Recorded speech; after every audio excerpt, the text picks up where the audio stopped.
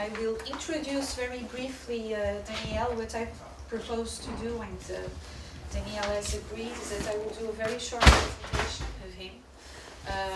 Then he's going to talk about some of his works, and we can perhaps talk a little bit about the works that you are going to show, and interactive, but the word is to you.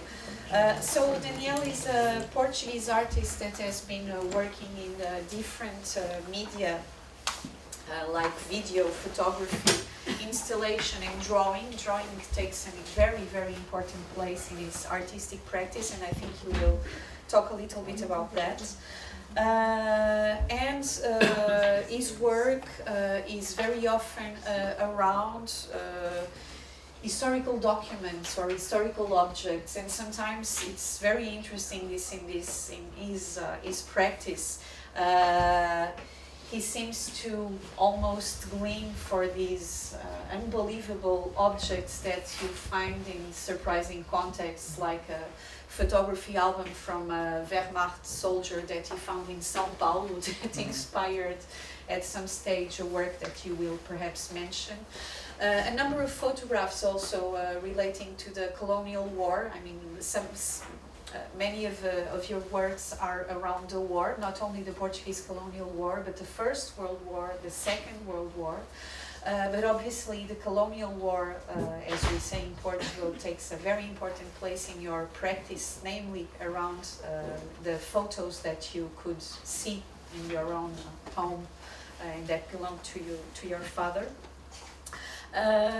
One of the things that strikes me the most about your work on photography and drawing is the questions it raises around the idea of the trace, of the indexical nature of the image, and on the limits also of indexical representation. I think that many of the drawings that you do are in a way also talking about the limits of language and the limits also of maybe indexical representation, but I think you will return to that too.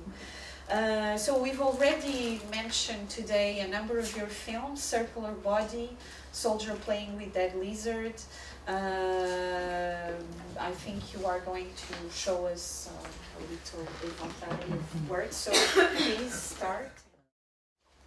We can talk about it, you can ask questions, but what I was trying to understand at some point after working for many years with my father's war album, which is my door into the colonial war and into the colonial history. So before I looked and I started to work about the war, I was not thinking about colonialism. It was because of that I started to look at the colonial history, that I started to read the stuff related to that then I started to get more interested in the liberation movements, in the discourse of liberation, in the discourses of emancipation and so on.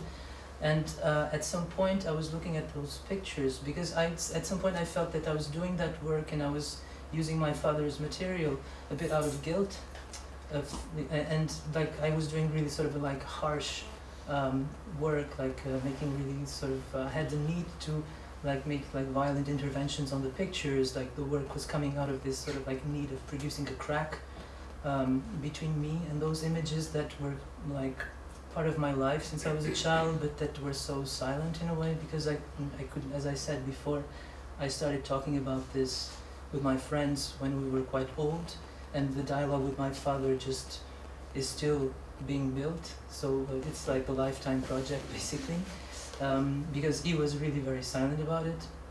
So we only started to talk about it when I started asking questions about those images. And then I was looking at those pictures and I realized at some point that those images of the colonial army, I will show them later on, they were not only the images of the Portuguese colonial army, they were also images of a certain chapter of the Portuguese working class, because the army was basically composed by the working class that was mobilized to fight the war in Africa, and that was, in many cases, I mean, most of the people that I know that were soldiers in Africa, they don't have an African background, they don't come from families that were settlers in Africa, so they come from the villages in Portugal, and most of them, the first time they heard about Africa was when they went to the army, basically.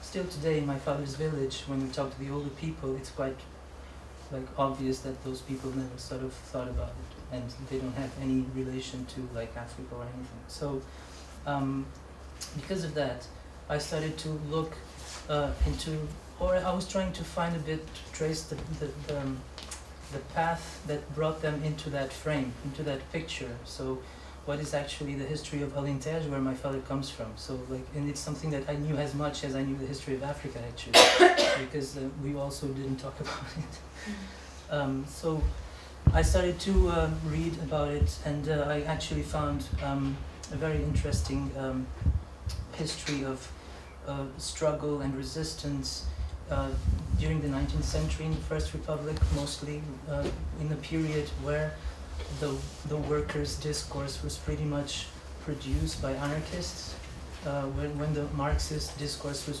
not so much sort of established yet. And so I got to see like how did actually like the movements of the rural workers in the 1912, 1911, there are like immense, huge strikes, like for example in this picture, this is like the cork extractors from Sinj, like they made this strike for a while. There was, let me see here, at some point during the First Republic, there was something that I still don't know very well what is that, a Lei dos Baldios. The law, like it's a law that basically distributes the land, that it's kind of, I mean, my interpretation of that, it's kind of trying to counter a process of like self-organization of the people in certain regions, and trying to align that land with, let's say, the state by sort of like giving them to people, by turning them into private property in a way, because it was like common land that people would share in like communality fashion. And in this period, there was like this, the relation to the territory and to the land was pretty much detached from the state, and like in this sort of like anarchist discourse, like of course that the state is the enemy, right? And there is like this idea that the workers is a huge community of equals, and you self-organize, you create your own schools, you basically create your own discourse as you live, basically. So there is not like a discourse that you take and that you apply, you basically build the discourse as you live, which is something that is very dear for me as an artist, because it's basically the process that I'm looking for. So like in my practice, I'm trying to sort of like combine practice and theory like together, and one is generating the other. So which is something that creates sometimes like problems with art theory, because you know, because art theory is always trying to like discourse sort of colonizes people and colonizes your gestures and your idea about yourself. And so at some point I found this man, which is a guy that I'm discovering, and he's a very interesting man called Gonçalves Correia, who was an anarchist from Alentejo. He was from Castro Verde. He was born in the late 19th century, and he was pretty much involved in the struggles in Alentejo, and he founded a couple of communes, the Comuna da Luz, and later on he founded another commune called the Comuna Clarão, which were like basically communities that were trying to find like actually a completely like a different way of life. So he was of course denying the state.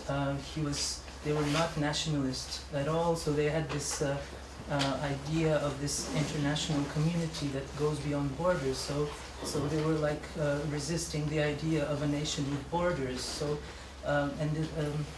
so they never, I mean, at least from what I read, I never read the word Portuguese in his writings, or like anything that sort of like relates to the dominant discourse about the nation. What period? This is he was born in the late 19th century, and he died in the 60s, 1960s. So this picture and the Comuna da Luz goes from 1917 to 1918, and then after that he was arrested because one of the members of this commune was he was the murderer of Sidónio Pais, and since they kind of proved that he was involved not only with the strikes, but as a sort of like intellectual mentor. And in his communes also, like people that were searched by the police, they would get shelter there somehow. So the commune is becoming sort of like significant in a way that then all the people was arrested and so on because of this involvement. And then when he got out of prison, then he found another community called Comuna Clarão. This one I don't know so much about it. But then his discourse is very, very interesting. So he defends the equality between man and animals. So he's a vegetarian community. They see animals as equals. They defend naturism. Yeah, naturism. Totally pacifist, free love. Nobody is attached to nobody. Everybody's son with everybody, you know. Like, and he's talking about the society of the future. Like he's trying to create a model for the society of the future. And then he wrote a book in 1922 called "The Happiness of All Beings in the Future Society." So this is a character that I'm sort of like discovering at the moment, and it's, I mean, for me, he sort of represents this period when the possibility of a real difference within the territory of Portugal was possible, and the moment before that possibility was totally erased by the military dictatorship and then Estado Novo and all this normatization of the territory, the normatization of the mind through the educational system, etc. So also they had all their own schools and so on. Okay, so this is a picture of like Aljustrel, like the miners in São Domingos. This is a picture from 1922. There was a strike that went for 4 months. The miners went on strike, and their children, this is a picture of their children. They were sent away to be taken care by families from other towns while their parents were busy with the strike and they couldn't take care of them. Well, I take this picture, and this is an interesting, important picture for me because my mother is from Aljustrel, and so I also sort of, in my work, it's kind of like, it's autobiographical in a way that I can take like things that I find in my own. This is not from my family. I found this in a book, but but it's still from there. So I'm sure that I would know someone that is, or my mother or my grandparents would for sure know someone who's in this picture, because it's a very small town. And so I like to take my like things that I can find very close to me to then sort of like extrapolate into sort of like wider contexts. And this is why like this image is so dear, and this is why I think I take it as a bridge between this sort of like anarchist ideology and like the indoctrination that then went on and that sort of took us to the end. I will talk about it. Yeah, this is a picture of the miners in the 1950s, also in Aljustrel. And at some point when I was working, like, and I was looking at these things, I also like found a person that for me, like, I never knew like a lot about this man called Emílio Santana, but by accident I found this book in a bookshop, and I started to read it, and like as I was like talking about the build of the discourse by the worker, I think that Emílio Santana is the figure that can show us how is the worker sort of empowering himself to build his own discourse. And he was born in 1904 in Lisbon, in Graça, and he was one of the most important syndicalists in Portugal, and he died in 1988. So he went through the First Republic as a child and as a teenager, and then through the whole dictatorship until 1988. And it's very interesting to read in his book all the doubts that he has about, for example, Leninism. At some point he's talking about how is it possible to have like a dictatorship of the proletarian. Like he tries to think, well, if the dictatorship can protect the revolution, then that's okay, but the dictatorship is always the dictatorship, and the revolution it can't be bound by a dictatorship. So I'm an anarchist, and he's basically sort of like, for me, he's a very dear figure because of that. He showed me also how his like the practice of the worker, informing the discourse of the worker, basically.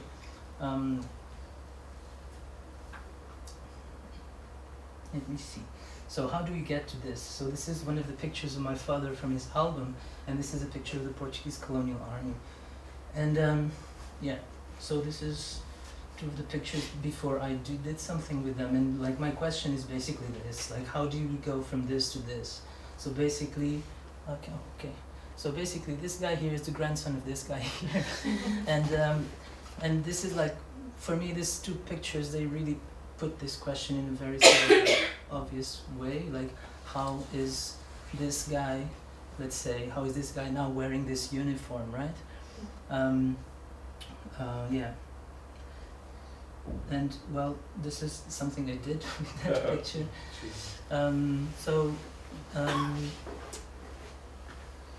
When I did this picture here, like when I did this drawing on the image, this basically the lines are scratched on the surface of the print. Yeah. There was something that I need to say before this, like this relation, like here. There is this, like, how is this guy, like, how did he become an oppressor in a way? Like, how does he come from a context of oppression, of being oppressed, to become an oppressor? And how, in this case, is this two things coinciding? How is an oppressor becoming an oppressed becoming an oppressor? And how is an oppressor? He's an oppressor out of being an oppressed, in a way, right? So, because this is something that is always being in my mind. What was the choice? Like, what choice did this guy have, right? Because there was a lot of people that fled, of course, that had the choice to just say no to the war, but that meant a huge logistic, in a way, that you need to have like money to go to some other country, people that you knew somewhere else that could shelter you, and so on. So, and actually, like, there was a lot of people that were not part of any sort of, I don't know, even political organization that could protect them. So, yeah. So the lines. When I did this, I was like having a very sort of direct thought on what is a colonial border, right? And a colonial border is something that you draw with a ruler on a map, right? That you make a straight line on a territory, and you just misconsider all the cultural, geographical accidents of the landscape. And when I did this, suddenly the picture, it stopped being a representation of the army, and it became a map somehow, a map of relations, of forced relations in a way. And yeah, this is like an image that represents forced borders and the army that was sent to defend those borders in a way.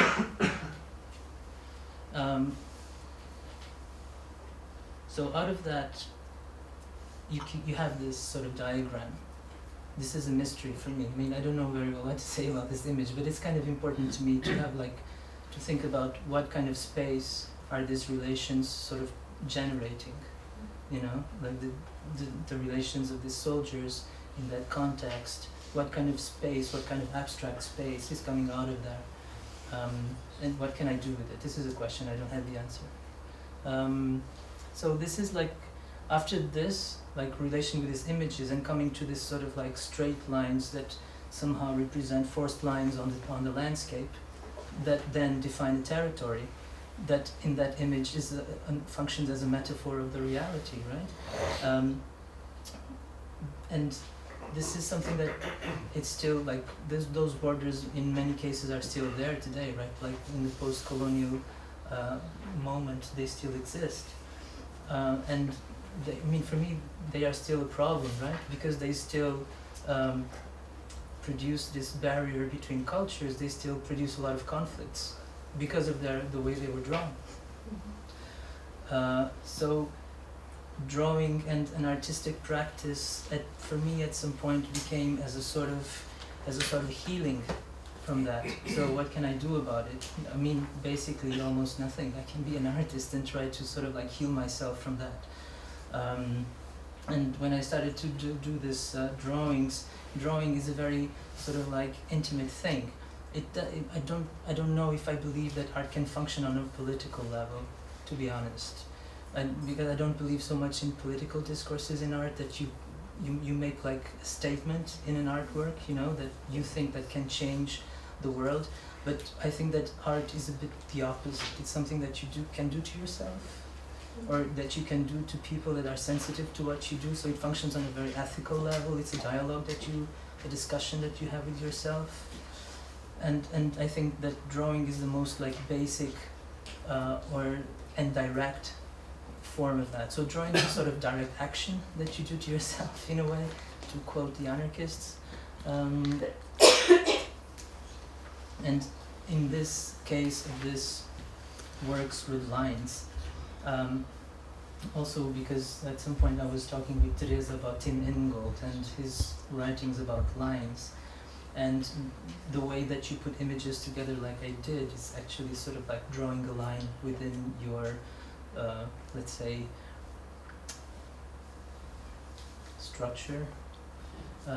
So the way you put like images together and you find a sense to that, and you start to find some sort of like, the way that this apparently nonsensical relations can sort of make stuff pop up. So the lines, the tension between the lines, the way that you sort of like define or discover a territory on the piece of paper that you didn't know before, the way that you sort of discover yourself as you discover your working process, the way that you sort of like construct and deconstruct your own discourse. A bit like think what I'm doing here. I'm sorry if I'm being boring. You're being boring. So I mean, basically, these two drawings are coming from this sort of like drive to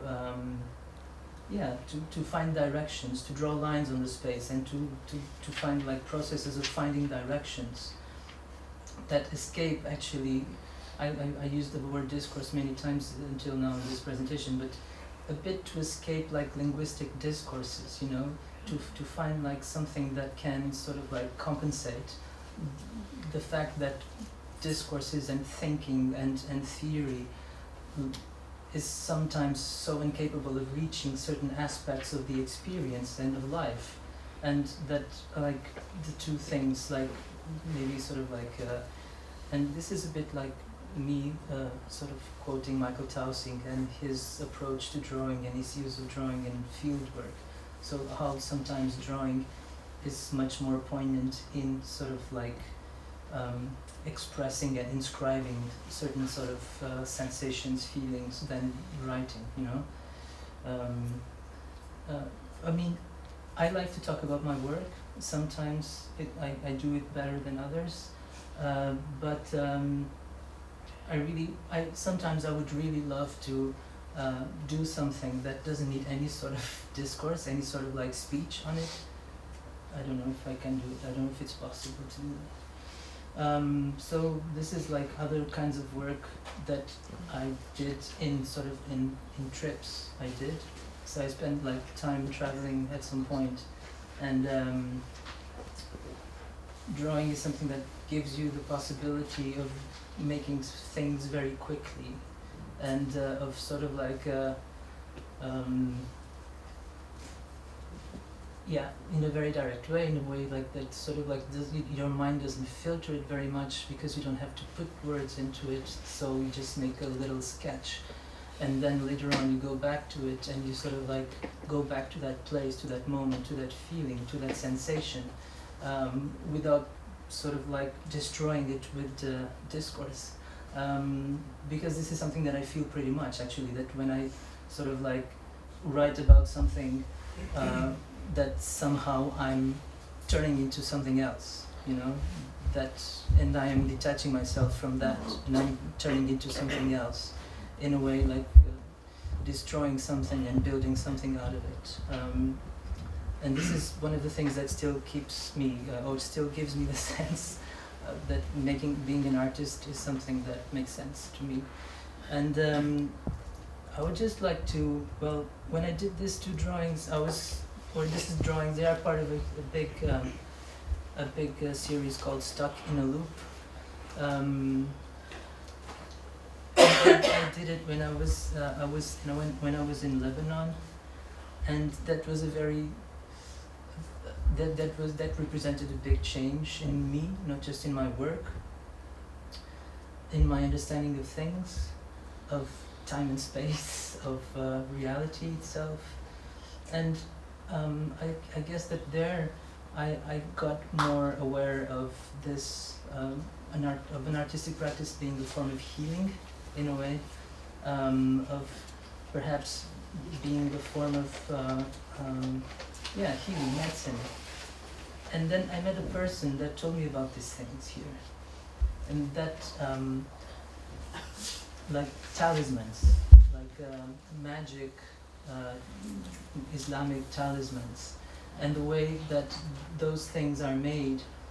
I just felt a lot of parallels between this and the making of drawings, and the way you use these kind of things to produce a form of writing that somehow bridges your mind as a rational mind to some sort of like world of spirits, because there is something very objective in this kind of practice, like talisman making, numerology, which is that you want to solve something about your life or to somebody else's life, and this is a very, very old tradition, and then you write and you make these configurations, you make some math, you make this kind of things here, like the magic squares, where you translate the divine names into numbers and you place them into these little boxes,